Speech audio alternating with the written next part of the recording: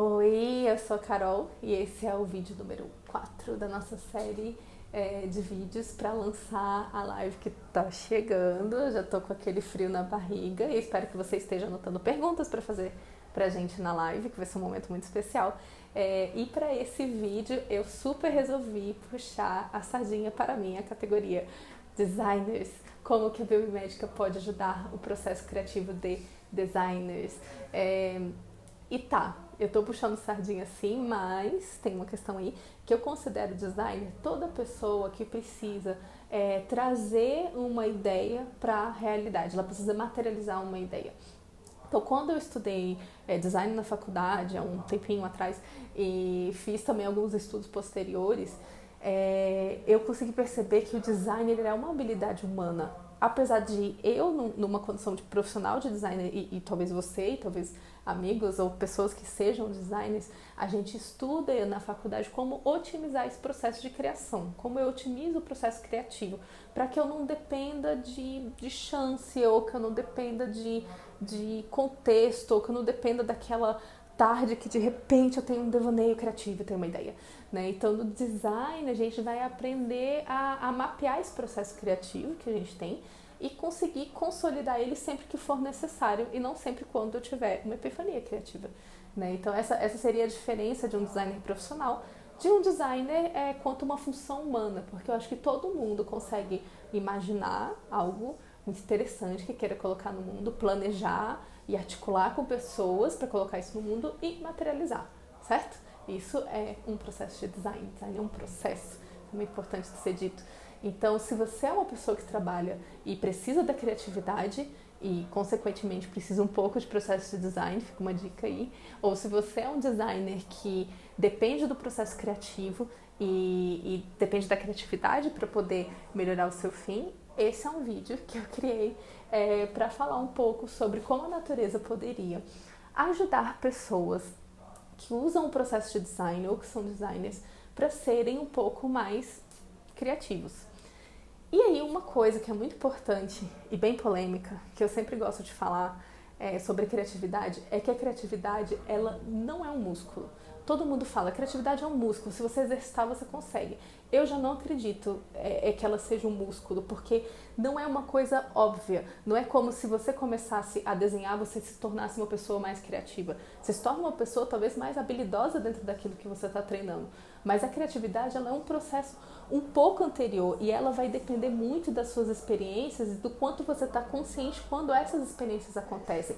A criatividade ela é uma habilidade que a gente chama de um soft skill. Então, é uma coisa que você desenvolve não de maneira mecânica e não de maneira técnica, mas trabalhando a sua sensibilidade de se conectar às experiências, de se conectar ao contexto, se conectar principalmente às pessoas, se você for um designer.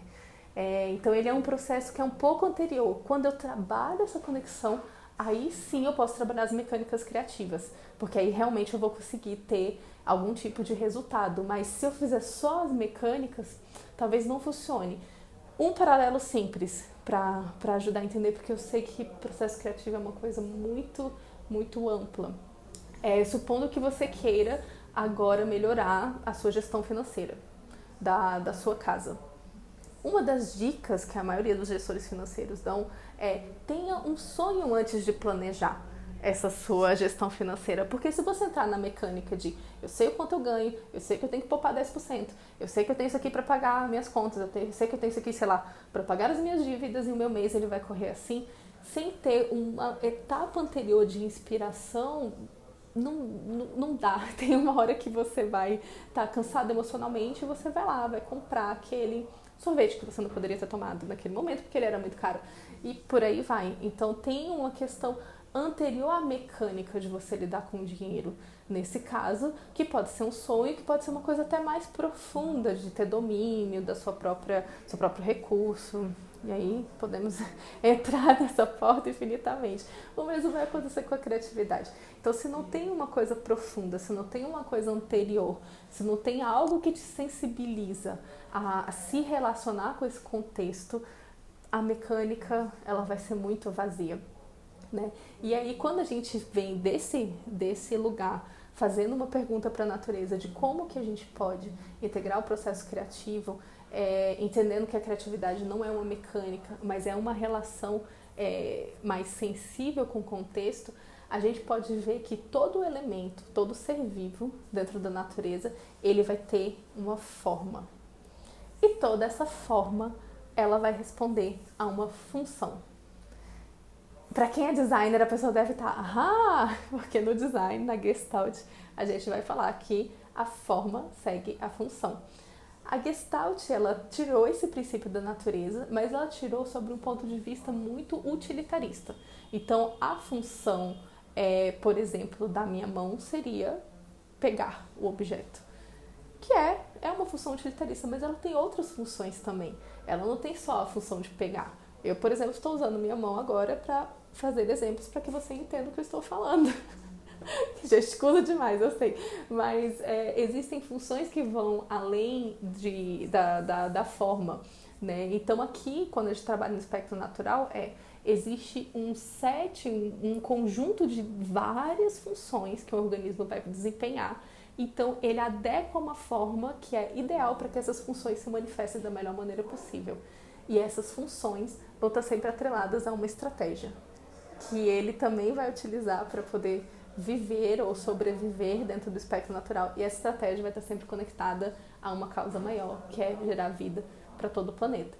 Então, essa seria quase que como etapas para que o processo criativo da natureza acontecesse. Então, se a natureza pudesse dar uma dica de criatividade para a gente, ela daria, antes de fazer a forma, pense nas funções.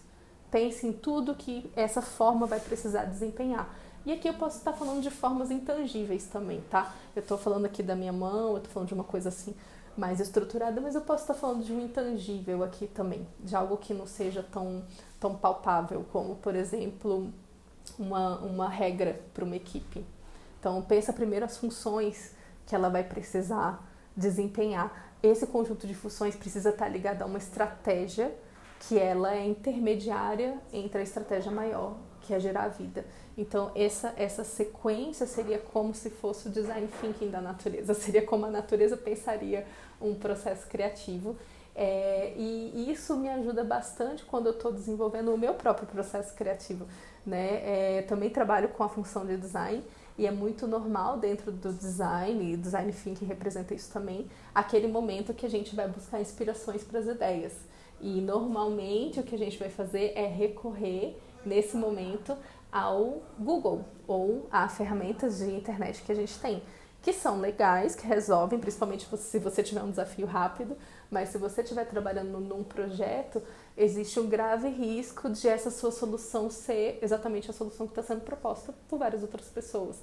E talvez essas soluções não estejam funcionando tão bem.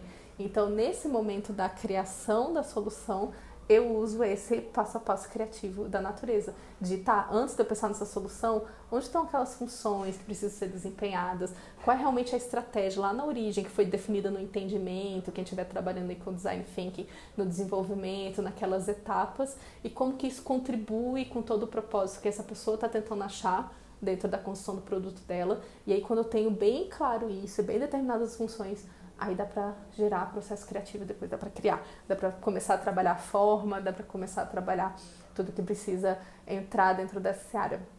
Então, espero que vocês tenham gostado. Se você é designer de produto ou designer gráfico, eu acho que esse vídeo deve ter dialogado um pouco mais com você. Se você trabalha com design thinking, eu acho que você deve ter colocado várias minhoquinhas na sua cabeça e é uma boa oportunidade também de vocês conhecerem o Biomimicry Thinking, que ele integra todo esse processo criativo na prática para que a gente aprenda com a natureza. E até o próximo vídeo. Tchau!